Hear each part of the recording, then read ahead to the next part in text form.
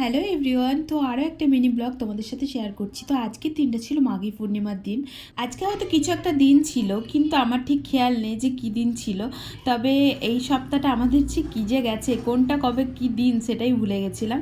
যাই হোক, এদিকে দেখো সকাল সকাল চলে গেছিলো ফুল মার্কেটে, প্রচুর ফুল নিয়ে চলে এসছে। আর এখানে জানো তো গোলাপ ফুলেও পুজো হয়। তো আজকে যেহেতু আমার লক্ষ্মী গণেশের প্রাণ প্রতিষ্ঠা আমার দোকান তো অনেক দিন আগেই খুলে ফেলেছি। তো ভিডিওগুলো পোস্ট করতে একটু লেট হচ্ছে, কারণ এডিটিং করে টাইম হয়ে হচ্ছে না, যার জন্য। তো দেখছি যে মেমোরি ফুল হয়ে যাবে, তাই তোমাদের সাথে শেয়ার করে রেখে আর আমারও স্মৃতির পাতায় থেকে যাবে। তো পুরোহিত মশাই আমাদেরকে যেটা বলেছিল যে বাড়ি থেকে লক্ষ্মী গণেশটাকে দুধ গঙ্গা জলে স্নান করিয়ে আনতে, আর আমরাই আর কি সেটাই করছিলাম। তবে পাথরের ছিল, কিন্তু ওপরে যে ফেব্রিকগুলো দেওয়া ছিল না, ওইগুলোতে হালকা হালকা কালার উঠছিল, আর কিছুই হয়নি। আর তারপর একটুখানি আর কি ডেকোরেশন করে সাজিয়ে নিলাম, দেখো কি সুন্দর লাগছে। তারপর আমরা যাবো ওদিকে, সামনে একটা কালী মন্দির আছে পাশে, তো কালী মন্দিরেই যাব। আসলে আমাদের ইচ্ছে ছিল ঘরে বসে পুজো করা, কিন্তু পুরোহিত মশাই যেটা বললো যে তোমাদের এই মন্দিরে নিয়ে এসে প্রাণ প্রতিষ্ঠা করাটাই সুবিধা হবে। তাই আমরা দেখলাম থাক, তাহলে যেটা সুবিধা হবে, যেটা পুরোহিত মশাই ভালো বুঝবেন সেটাই করে দিন তাহলে। তো তারপর এদিকে দেখো আমি চলে এসেছিলাম আর কি মন্দিরটা ঘুরে ঘুরে দেখ। আর মায়ের কাছে তো বাবা সবসময়ই থাকে, তো এই যে বাবারও দর্শন হয়ে গেল। তো সবারই আশীর্বাদ নিয়ে নতুন কিছু করতে চলেছি, তো তোমরাও আশীর্বাদ করো যেন আমি সফল হই। ওদিকে মন্দিরটা ঘুরতে ঘুরতে আমাদের পুজোও হয়ে গেছিলো। তো এই যে পুজোও হয়ে গেছিলো, প্রাণ প্রতিষ্ঠাও হয়ে গেছিলো। এখন নিয়ে গিয়ে শুধু বসিয়ে দেওয়া কাজ। তো এখনও পর্যন্ত প্রসাদ খাইনি, আমাদেরকে একটুখানি চান জল দিল, সেটাই খেলাম। তো চলো বাড়ি গিয়ে একবারে দেখা হচ্ছে তোমাদের সাথে।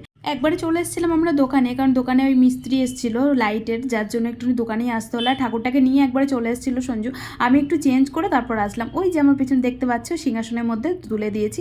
তো এই টকরিটা বললো আজকে থাকবে, যেটার মধ্যে বসিয়ে নিয়ে গেছিলাম, আজকে দিনটা থাকবে, কালকে আর কি নামিয়ে দিতে বলেছে টকরি থেকে। আর এদিকে চলে এসেছিলো আমাদের ব্যানারগুলো, যেগুলো আর কি ছাপাতে দেওয়া হয়েছিল, সেগুলো লাগানোর লোকও চলে এসেছিলো।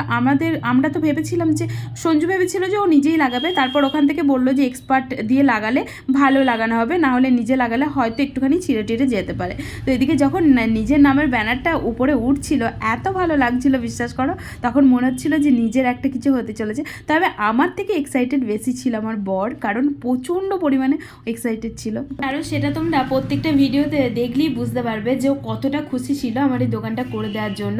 তো তারপরে সন্ধ্যা হয়ে গেছিলো, আর আমি গেছিলাম একটু সাজাতে, কারণ আমার দুটো পার্টি মেকআপ ছিল।